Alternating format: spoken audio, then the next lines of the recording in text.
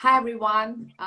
Thanks for being here. And thank you, Liana and Mia and Multicultural Children's Book Day and All Done Monkey for having me.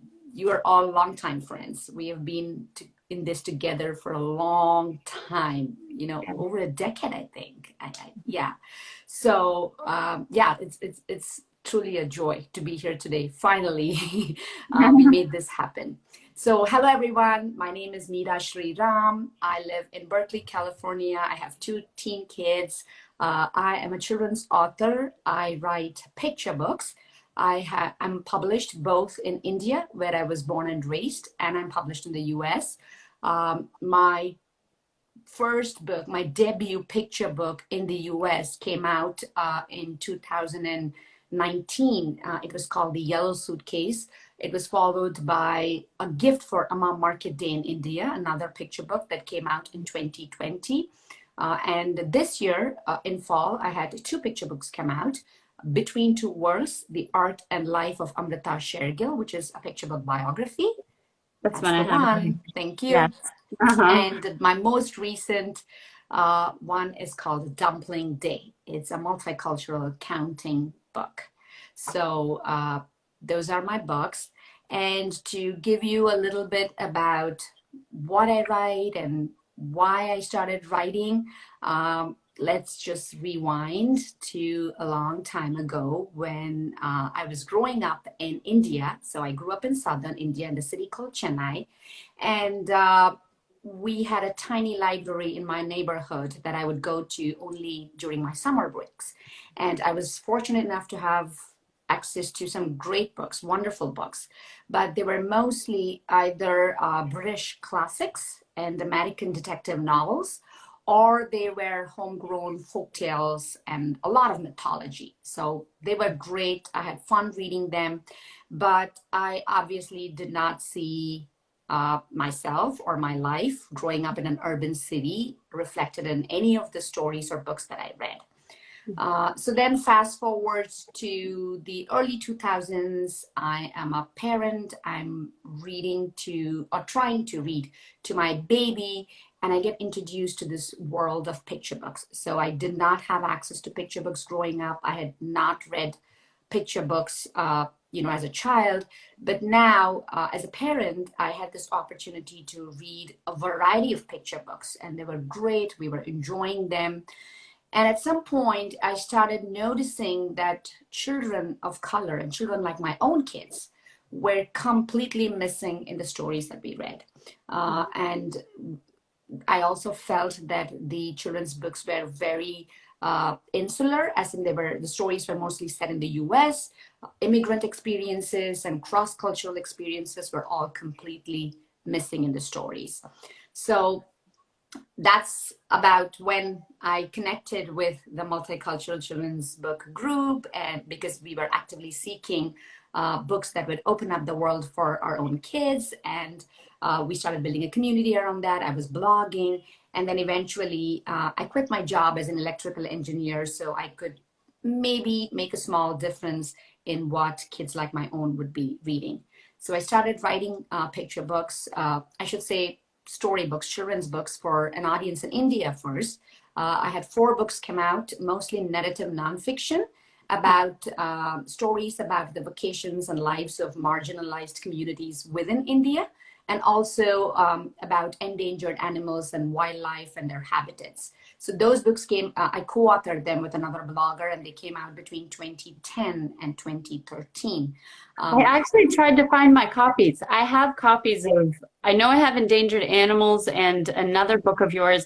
And I thought, I need to find them. And I ran out of time because we have all, these overflowing bookshelves, but I do have copies of them. They're wonderful books. I remember that. I think it was Dina Ben and the Lions of Gear, the first book probably, right. And then the Endangered Animals one. That's yes. right. Right. So yeah, and then I took a break, and in 2015, I decided I wanted to write for kids in the U.S. So that's how my journey writing picture books started. I had to learn the craft. I had to learn about the industry, build a community, network, and then eventually in 2019, The Yellow Suitcase came out. So I essentially like to write about people and places and experiences that we often don't see in children's books.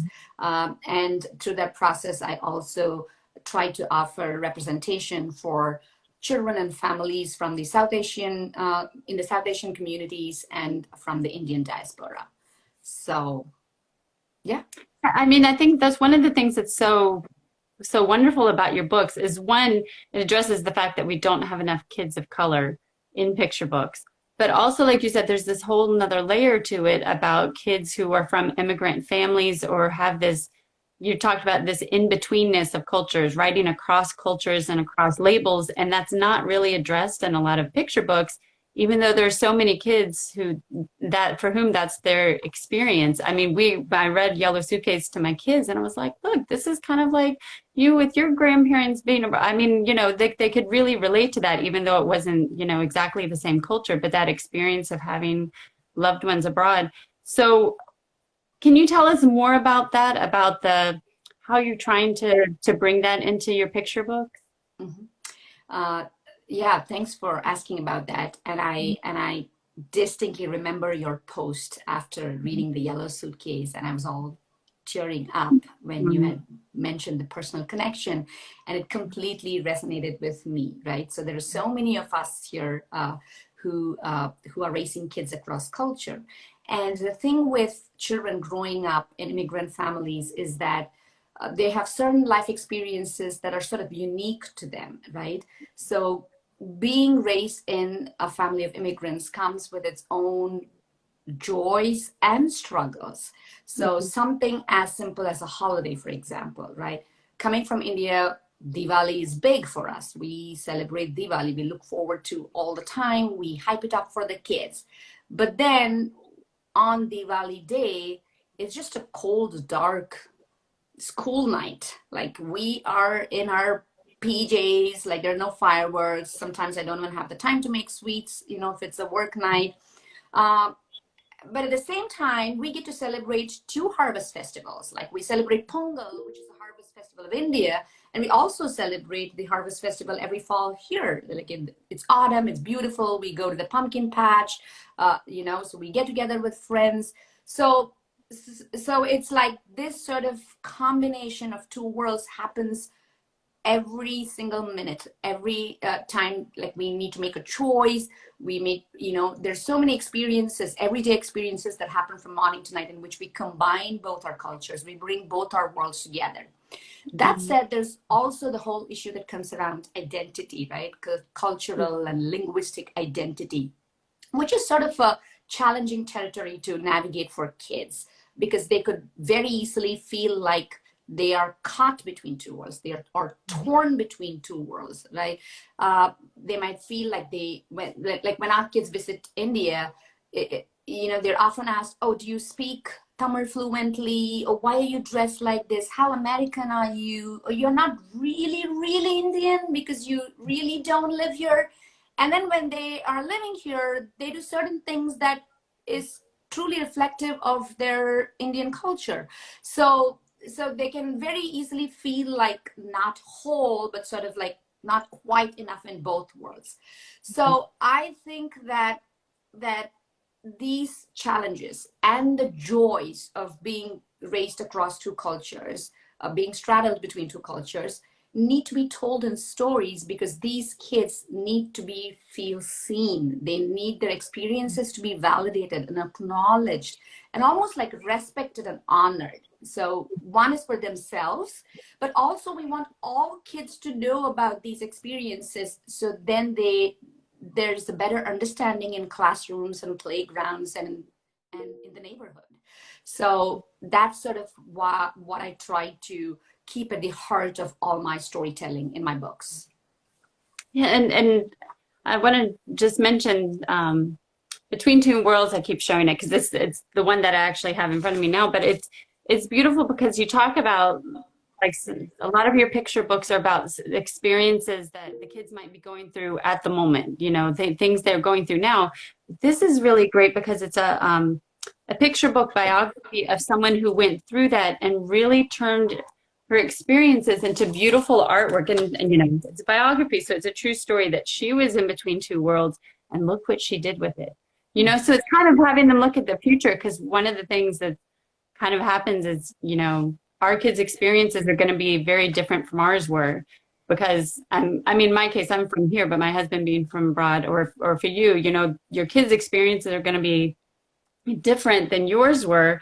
And so they might know, what does it look like when I grow up having mixing these two cultures? And it's like, well, here's somebody who did it, and that she became this wonderful artist. So I thought that was a really interesting choice. Why did you choose to write a biography about her?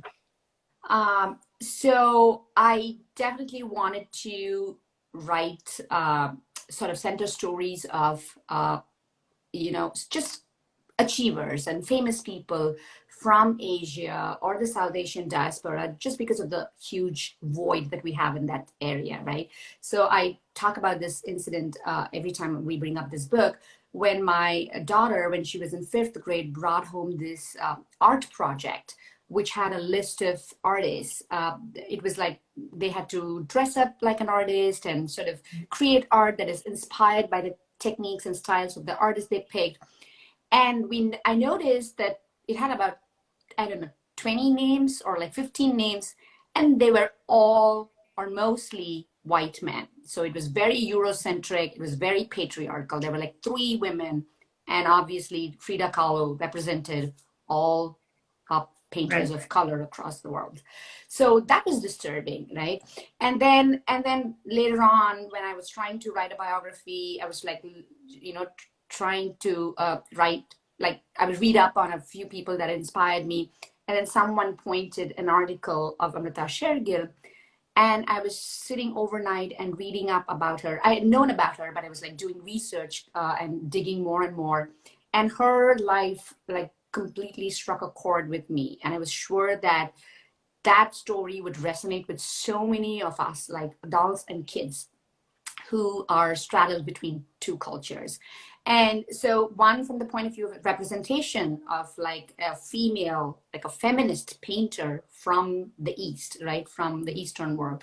And at the same time, someone who was caught between two cultures, but decided to harness the best of both and find herself in something that she created. So for kids like my own, it's not about like it's not about the geography where they are, or it's not about really trying to find themselves in some place, but rather they could create something that is very, that is so them, like that's very unique to them. They could bring the both of best worlds and create something that wholly represents them. And that's what Amrita did. So like you nailed it. You absolutely are right in pointing out how kids hopefully will read the story and see how Amrita had all these experiences in like India and then in Europe, and then she was from Eastern Europe in her maternal side, but then she became the amalgamation of all of these, and she reflected that in what she created in her art. So yeah. What about your most recent book? You said is Dumpling Day. Can you tell us some more about that and how that kind of relates to these themes? Yeah, it's the same thing again, right? It's a counting book, but it's also set in a society in a multicultural society. So there are families from different cultures, from 10 different cultures that represent 10 different regions of the world, and they are all preparing dumplings to take to a neighborhood potluck. So I wanted to write an early concept book. It's a counting book because I do think that younger kids, preschoolers and toddlers and babies, deserve to see the richness of our world, the richness and the diversity of our world reflected in the books they read. We don't have to wait until they are older. Like, they deserve to see that honest reflection of our multicultural societies in the books that they are exposed to. So again, when we talk about a story set in a culture, very often we talk about authenticity and getting it right, and we sort of immerse the story in the culture, which is not necessarily how we are, like our contemporary families are today. There's some level of integration that's already happened, right? Like it's like just like we talked about, we have brought the best of both worlds in all our choices and experiences. And I wanted to show that. I wanted to show an immigrant household, how that would look. It's not fully American, it's not fully Western, but it's not fully Indian. Like, how would it look if I walked into my friend's house who is from Morocco and, like, you know, he's living here in Berkeley, and if I went into his house, how would it look? And what would they be doing there? So that was, and even though those dumplings look different and they taste different, you know, metaphorically, they are the same. Like, we are the same, right? So even across all these differences, we are so much more similar than we are different. And that's what I wanted young kids to sort of understand or infer or see, or to reinforce that we are more similar than different. And like you said too, I mean, the fact that it shows these everyday households, in a way, it kind of normalizes it. Like, this is normal. This is normal that you would go to a friend's house and they're making something from China, or to this person's house and they're making something from Russia. And then we all come together and get to eat all this delicious food. Because I was thinking, wow, I'd love to go to that party. You know, I was just looking at it again this morning. And then, like you said, that you incorporate these early concepts, the counting. I mean, what a wonderful way to be counting, is to be counting all these yummy dumplings, you know. But it is such a celebration of the multiculturalism and how we can come together and still have our differences, but like you said, show the similarities. It's just such a beautiful book. And actually, I'm just looking at the time. Speaking of wonderful books, can you give us a preview? I know you have a new book coming out spring 2023. It's A Garden in My Hands. Can you tell us about that? Oh, thank you for asking about that. It's just starting the celebration really early. I love that. So yes, in spring of 2023, I have a picture book called A Garden in My Hands, written by me, illustrated by Sandhya Prabhat, a very talented illustrator, and published by Knopf of Penguin Random House, coming out. It is a story about a little girl getting her henna done for a wedding, a family wedding. Her mom is doing the henna for her. But as she is drawing the beautiful designs, the floral designs, she's actually sharing stories from her past, from her growing up years, from the place that she grew up in, about the monsoons and her wedding and her ancestors. So now the swirls and the leaves and the flowers and all of the designs become so much more. So it's just not a garden, but it's almost like a story garden that the kid is now holding in her hand. And eventually she's going to take it to her heart, because now she's trying to get it as red as possible. She's doing all that she can to preserve the stories in her hand, in her heart, and take it with her. So that's what the story is about. What a beautiful metaphor, too. And also just the idea of, like, passing down these traditions and stories. It's really beautiful. Thank you so much. Thank you so much for joining us. I feel like I'm cutting it off short, but I'm looking at the time and I think it has been 20 minutes. But do you have any closing thoughts, or, you know, things that we can look forward to from you, or just other thoughts that you have? Thank you so much for having me. This was fun. I've always wanted to do this. I've watched so many of your chats, and I love our community that we have built, because I remember even when I was writing Dumpling Day, I had posted some questions about dumplings in our group. And so thank you so much for this, you know, just being associated with Multicultural Children's Book Day is such an honor. I was blogging for the first few years when it started. So this is a great community and I love it. And obviously, you know, we're celebrating and advocating the same things. So we lift each other up and we celebrate our stories. And that's all I want from this community. Thank you. This is me, like, reading your books. That's just such a affirmation of what we're all trying to do. And really, they represent all the values that we're trying to